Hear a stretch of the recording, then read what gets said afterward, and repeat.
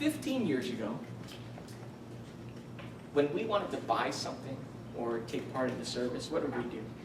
We actually had to drive somewhere, or we had to call somewhere, we had to go to a store, we had to go to an office and take part of their service, even if we just wanted to research before we purchase something. Today, what do? We go to the internet. We go to the internet and we check things out. We go to our phone. We don't. It used 12 years ago, we had to go find a computer. Right? Today, we just go to our phone or our tablet. We can find that information. So back in 2003, 4, and 5, I remember every agent, what they wanted to do was get a website. Right? Because if you got a website, you would be rolling in the dough in real estate. You would have people knocking down your door and saying, I want to buy real estate from you. We shortly found out, maybe 2 days after we launched the website, right, that didn't happen because people had to find your website. So internet marketing and website was more about advertising to your own clients, so they would come in and do a search and then contact you. But that didn't happen in droves. What happened is Zillow, Trulia, Realtor.com, and people that specialize in SEO would end up getting the business because when you search for something in real estate, their names would come up on the first page. Or big companies like Coldwell Banker, it would come up, and then they would get the leads. So it was almost like similar to marketing and sending postcards. When we send postcards, what's our response rate? Does anyone know what range? It's less than 1%. If you're sending postcards to strangers, your response rate, someone's going to call you up, is less than 1%. And I will tell you, 1 out of 10 of those calls are, hey, can you take me off your mail list? It really is. Or, you know what, you spelled that word wrong, or you forgot a comma in there. That happens too. Then we used to do a lot of cold calling, and that used to work too. I had an agent that used to cold call every day from the phone book, and he'd get listings. Every week he'd get listings. That's all he would do. And he had a great script. It was, hi, my name is John Smith. His name really wasn't John Smith. And I was wondering if you're thinking about selling your home. That was it. That was his script. And he got listings from that. Then they started this thing called do not call. The do not call list, and now we can't cold call people either because most people are on that do not call list. So if you call them, you can get a $10,000 fine. So unless you're an SEO, search engine optimization person on websites, or you advertise heavily to get people to your websites, you really don't get that business from the internet. You really don't get that business from marketing as much as you used to. Now there's social media. Why is social media and Facebook different than advertising on websites and the internet? Why is it different than sending postcards? There's one big, big difference. We'll go to it every day. You get responses, interactive, building relationships. And it's instant. Wow, everyone's like yelling stuff out, and I'm still waiting for the answer I want. No, I'm just kidding. You guys. It's instantaneous. You already know these people. They're people you already know. When you send postcards, a lot of times, it wasn't the people you know. When you cold call, the reason it's called cold call is because it's cold. You're calling people you don't know. With Facebook, they know you. They can see your picture. They recognize who you are. Maybe they haven't seen you from high school. You know, like for me 3 years ago, for other people longer. I heard that comment. But they know who you are, so we're just strengthening ties. So it's almost like you're just talking to people. And in our business, what's the most important activity that we take? I see this, I hear lunch, this man is hungry, someone feed him. Prospecting, being recognized, all that stuff. It comes down to interacting with other people. If you don't interact with other people, you have no business. So that's what Facebook is. It's interacting with people. People that know you, that recognize you. Now, you cannot treat that like you're cold calling. Please do not be the person on Facebook that the only thing you post is real estate. Then what are they going to start doing? Yeah, here's the thing. A lot of people don't know this. They'll either unfriend you, but if they're sophisticated, and they don't even have to be that sophisticated. I do this all the time. Not to you guys. If you hover to the right of the person's post, there's a little arrow thing. You click on that arrow, you can hide them. And you don't have to see their stuff ever again, and they won't even know because you didn't unfriend them. All right, so you don't want to treat them like you're marketing and cold calling. You want to be yourself. And I thought to myself, should I mention this? And I decided I'm going to mention this. I'm going to mention this. I've gotten 3 leads in Facebook in the last 4 months.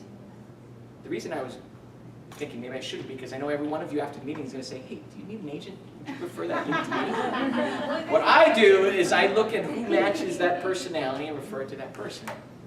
Okay, so you can still ask me later if you want some of those leads. Well, here's my point. I don't prospect on Facebook. I don't sell real estate.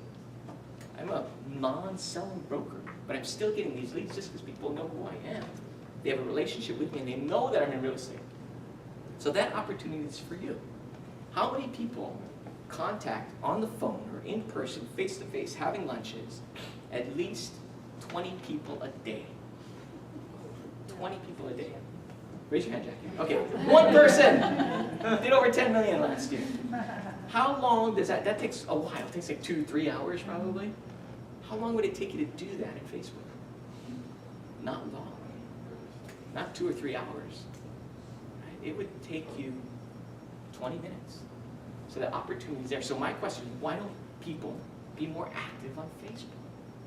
Once you get your friends up there, you should just be yourself on Facebook, and then you can get business. So what's the number one reason why people aren't on Facebook and don't actively use it, especially for business? What's the number one reason? What do you think? Who's not active on Facebook? Raise your hand, it's okay. And why, ma'am, would you share with us? It's okay. I don't know how to do it. That's one of the 4 reasons I came up with. Don't know how to do it. Don't know how to do it. If you spent a 1-day, 8-hour class, you would learn enough to be able to do it forever. Okay. Right? Okay. You could invest that time. I thank you for your honesty. I appreciate it. Who else is not on there all the time? Maki, why are you not on there all the time? Same as her. Because, okay, same reason. Not sure how to use it. We use the class. And we may be even, maybe it's not using it on the computer. We just show you how to use it on your phone. Because then it's much more convenient. And you can do everything on your phone now.